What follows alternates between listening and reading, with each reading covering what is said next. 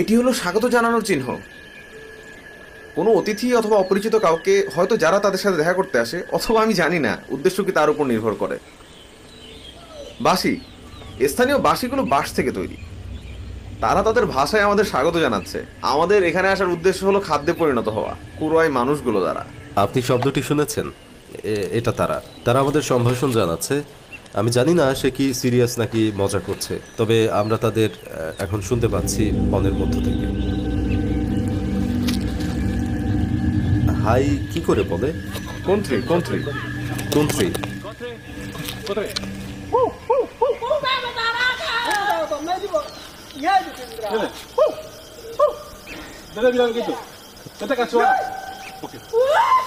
শব্দগুলো শুনুন। বন্ধুরা, বন্ধুরা, এখানে মহিলাও আছে, উলঙ্গ, কিছু পরে না। এটি হলো আসল কুরআই। কোত্রে। আপনাকে বলতে হবে কোন্থ্রি। কুন্ত্রী।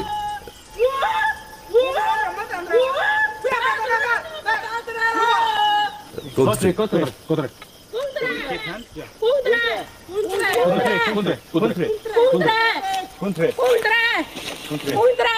তারা আমাদের স্বাগত জানাচ্ছে।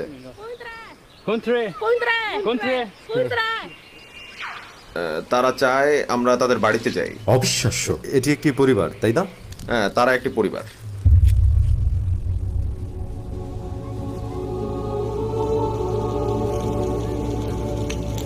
সে আমাকে বলেছে যে তার পিতামাতা নরখাদক ছিল। Dulu orang tua kami makan, tapi keturunan kami এখানে নরমাংস ভক্ষণ করা খুবই স্বাভাবিক বিষয় বেঁচে থাকার জন্য।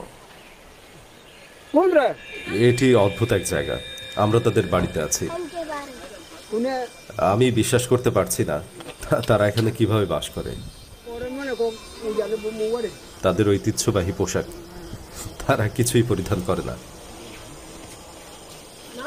তারা এখন শিকারে যাচ্ছে। আমরা তাদের সাথে যাচ্ছি এবং কি হয় দেখতে। এটি একটু কঠিন মনে হচ্ছে। তারা মাছ এবং শূকর শিকার করে, এটি তাদের দৈনন্দিন জীবন। এবং দেখুন তারা কি করে। এখানে তার একটি শিকারী কুকুর আছে।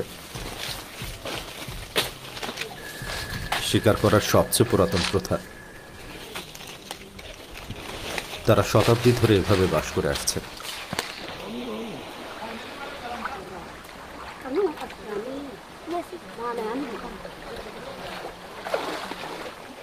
আপনি কি নিশ্চিত আপনি এটা খাবেন? এটাই তাল গাছ। আপনি যখন জঙ্গলে ক্ষুধার্ত থাকবেন তখন আপনি এটা খেতে পারেন। হ্যাঁ, এটির স্বাদ ভালো, মিষ্টি এবং জলে পরিপূর্ণ। গাছের কাণ্ড থেকে? হ্যাঁ, গাছের কাণ্ড থেকে। কুরআই মানুষরা নরমাংস ভক্ষণ করে। তার মানে তাদের নিজেদের গোত্র হতেই কাউকে মেরে ফেলা। তারা এমনটা কেন করে? এর কারণ হলো নারী ঘটিত সমস্যা এবং শূকর চুরি করা। তারা কি এখনো নরমাংস ভক্ষণ করে নাকি আগে করত? এখন পাপুয়াতে খ্রিস্টান ধর্মের কারণে গোত্রের মাঝে শান্তি বজায় আছে, আর এখন এগুলো প্রায় নেই বললেই চলে।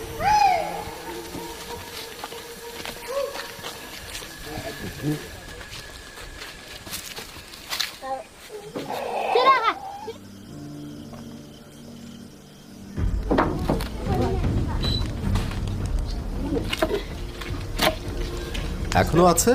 দেখুন কিভাবে তারা তাদের খাদ্য খায়, কারণ তারা মাছ আছে এমন এক বনে বাস করে। তারা সব সময় এখানে বাস করে না, তারা এখানে বাস করে। সরকার তাদের বাধ্য করে গ্রামে ফিরে যেতে। তারা এখানে রাস্তা এবং সর্বত্র তাদের নিবেশ তৈরি করেছে, কারণ সরকার তাদেরকে বাধ্য করেছে এখান থেকে বের হয়ে যেতে এবং তাদেরকে গ্রামে নিয়ে গিয়েছে সভ্য করে তোলার জন্য। তারা যখন বনে থাকে তখন তারা উলঙ্গ থাকে, তবে এমন ঘটনা ঘটে না যখন তারা গ্রামে থাকে। এরা হলো কোরআই উপজাতি। তাদের সংস্কৃতি যা আপনি দেখছেন তা প্রায় বিলুপ্তির পথে। এটি সমাপ্ত, এরাই বাকি আছে, যাদের মাধ্যমে আমরা তাদের সংস্কৃতি জানতে পারছি এবং তারা কিভাবে বসবাসে অভ্যস্ত। এবং 40 বছর আগে, বেশি দিন পূর্বে নয়, তারা মানুষের মাংস খেতে অভ্যস্ত ছিল।